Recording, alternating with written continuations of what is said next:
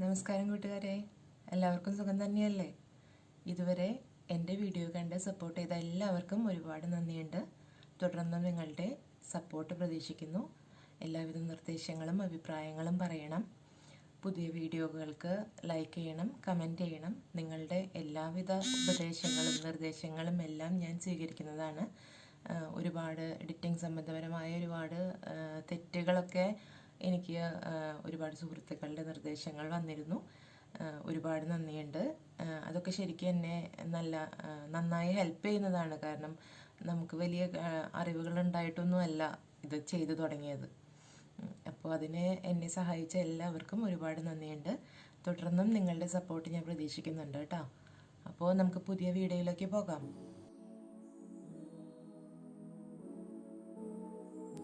തക്കാളി മോരുകറി ഉണ്ടാക്കാൻ വേണ്ടി ആവശ്യമായിട്ടുള്ള ഇൻഗ്രീഡിയൻസ് ആണ് കേട്ടോ ഇതെല്ലാം. തക്കാളി ഒരു പഴുത്ത തക്കാളിയാണ്, നന്നായി കഴുകി വൃത്തിയാക്കി അരിഞ്ഞു വെച്ചിട്ടുള്ളതാണിത്. ഇനി ഇതിലേക്ക് ആവശ്യമായിട്ട് അരപ്പ് തയ്യാറാക്കാൻ വേണ്ട സാധനങ്ങളാണ് ഇത്. കുറച്ച് നാളികേരം ചെരുകിയതാണ്. ഇത് ചെറിയ ജീരകം, പെരുംജീരകമല്ല, ചെറിയ ജീരകം. 3 അല്ലി വെളുത്തുള്ളി, ഒരു ചെറിയ കഷ്ണം ഇഞ്ചി, 2 ചെറിയ ഉള്ളി, കുരുമുളക്, പച്ചമുളക്, പിന്നെ ഇത് നല്ല കട്ട തൈര്. ഈ ഇൻഗ്രീഡിയൻസ് എല്ലാം കൂടി ചേർത്ത് മിക്സിയിൽ നല്ല വൃത്തിയായിട്ട് അരച്ചെടുക്കണം. മിക്സിയിലെല്ലാം അരകല്ലിൽ അരയ്ക്കുന്നവർക്കാണെങ്കിൽ അതിലാണെങ്കിലും അരച്ചെടുക്കാം. ഇതെല്ലാം ചേർത്ത് അരച്ചെടുക്കണം. ഇൻഗ്രീഡിയൻസ് എല്ലാം തയ്യാറായി കഴിഞ്ഞാൽ വളരെ എളുപ്പത്തിൽ തയ്യാറാക്കാൻ പറ്റുന്ന ഒന്നാണ് കേട്ടോ ഈ തക്കാളി മോരുകറി എന്ന് പറയുന്നത്. ചട്ടി ചൂടായി കഴിഞ്ഞാൽ അതിലേക്ക് എണ്ണ ഒഴിക്കുക. എണ്ണയെന്ന് പറഞ്ഞാൽ വെളിച്ചെണ്ണയാണ്. വെളിച്ചെണ്ണ ചൂടായി കഴിയുമ്പോൾ അതിലേക്ക് കടുക് ഇട്ട് കൊടുക്കുക. കടുക് തനിച്ചിടണം, കടുക് തന്നെ പൊട്ടണം കേട്ടോ. കടുക് ഇടുന്നതിൻ്റെ ഒപ്പം മറ്റ് ഒന്നും ഇടാൻ പാടില്ല. കടുക് പൊട്ടിയതിന് ശേഷം മാത്രമേ മറ്റു സംഭവങ്ങൾ ഇടാൻ പാടുള്ളൂ, അല്ലെങ്കിൽ കടുക് പൊട്ടി ഇതാവില്ല. കടുകൊക്കെ പൊട്ടി തുടങ്ങിയിട്ടുണ്ട്. ഇനി അടുത്തതായിട്ട് ഇതിലേക്ക് ചേർക്കേണ്ടത് ഉലുവയാണ് കേട്ടോ. കുറച്ച് ഉലുവ നമുക്കിതിലേക്ക് ചേർത്ത് കൊടുക്കാം. ഈ ഉലുവയും കടുക് പൊട്ടുന്നത് പോലെ തന്നെ ഉലുവയും പൊട്ടും, ശബ്ദം കേൾക്കുന്നുണ്ടല്ലോ. ഇത് പൊട്ടിക്കഴിഞ്ഞാൽ ഉടനെ തന്നെ നമുക്കതിലേക്ക് 2 വറ്റൽമുളക് എന്ന് പറഞ്ഞാൽ ഉണക്കമുളക് 2 എണ്ണം മുറിച്ചതാണ്, അത് ചേർത്ത് കൊടുക്കാം. ഇനി അത് മൂത്ത് വരുമ്പോൾ അതിലേക്ക് നമുക്ക് വേപ്പില ചേർത്ത് കൊടുക്കാം കേട്ടോ. നീ ഇങ്ങനെ ഇന്ന് ചേർക്കണേ, മേത്തേക്ക് പൊട്ടിത്തെറിക്കും. ഇനി ഇത് മൂത്ത് വരുമ്പോൾ അതിലേക്ക് ചേർക്കേണ്ടത് അരിഞ്ഞു വെച്ചിരിക്കുന്ന തക്കാളിയാണ്. തക്കാളി ചേർത്ത് ഒന്ന് വഴറ്റി കൊടുക്കണം. ഇതൊന്ന് വഴറ്റി കൊടുക്കുക. നന്നായി ഒന്ന് വഴന്ന് വരുമ്പോൾ ആണ് ഇതിലേക്ക് നമുക്ക് വേണ്ട മസാലകൾ ചേർക്കാനുള്ളത്. മസാലകൾ എന്ന് പറഞ്ഞാൽ ഒരുപാട് മസാലകളൊന്നുമില്ല. ചുവന്ന മുളക് പൊടി ഉണ്ടല്ലോ, മുളക് പൊടിയും അതുപോലെ മഞ്ഞൾപ്പൊടിയും, വേറെ വലിയ കാര്യമായിട്ടുള്ള വേറെ മസാലകളൊന്നും ഇതിലില്ല കേട്ടോ. ഇതിൽ ഞാൻ വെള്ളമൊന്നും ചേർത്തിട്ടില്ല. ഇതാ തക്കാളിയിൽ നിന്നുള്ള വെള്ളം ഇറങ്ങി വരുന്നതാണ്.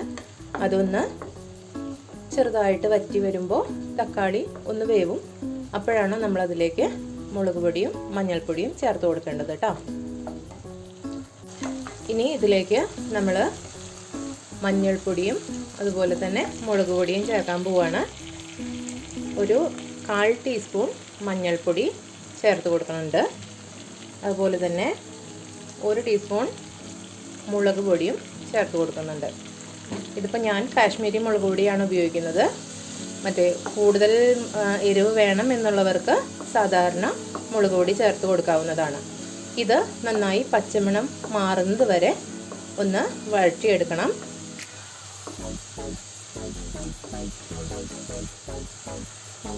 ഇപ്പോൾ ഇത് വഴന്നു വന്നിട്ടുണ്ട്. ഇതിൽ എണ്ണയൊക്കെ തെളിഞ്ഞു വരുന്നത് കണ്ടോ. വഴന്നു വരുമ്പോൾ ഇതിൽ നിന്നും എണ്ണ പതിയെ പുറത്ത് വരും.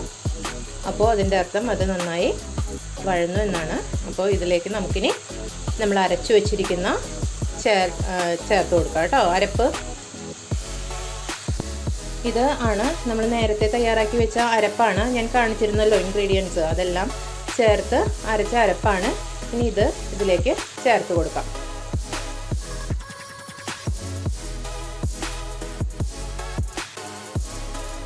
കട്ടി കൂടുതലാണെന്ന് തോന്നുകയാണെങ്കിൽ ഇതിലേക്ക് കുറച്ചുകൂടി വെള്ളം ചേർത്തിട്ട് ഒന്ന് ഒഴിച്ചു കൊടുക്കാവുന്നതാണ് കേട്ടോ. ഒരുപാട് കട്ടി കുറയ്ക്കേണ്ട, ഈ ഒരു പരുവം തന്നെയാണ് നല്ലത്. ഇതൊന്ന് ഒരുപാട് തിളച്ച് പൊങ്ങരുത് കേട്ടോ. നമ്മൾ എപ്പോഴും നാളികേരം അരച്ചത് ചേർക്കുമ്പോൾ ഒരുപാട് തിളപ്പിക്കാൻ പാടില്ല. അതുപോലെ തന്നെ തൈരുമാണ്. ഇത് ഒന്ന് തിള വരുമ്പോൾ, ചെറുതായിട്ടൊന്ന് തിളച്ച് വരുമ്പോൾ ഓഫ് ചെയ്യണം. ഒരുപാട് ഇട്ട് തിളപ്പിച്ച് കുറുക്കി എടുക്കരുത്. ഇനി അവസാനത്തെ മിനുക്ക് പണിയായിട്ട് നമുക്ക് കുറച്ച് വേപ്പില ചേർത്ത് കൊടുക്കാം.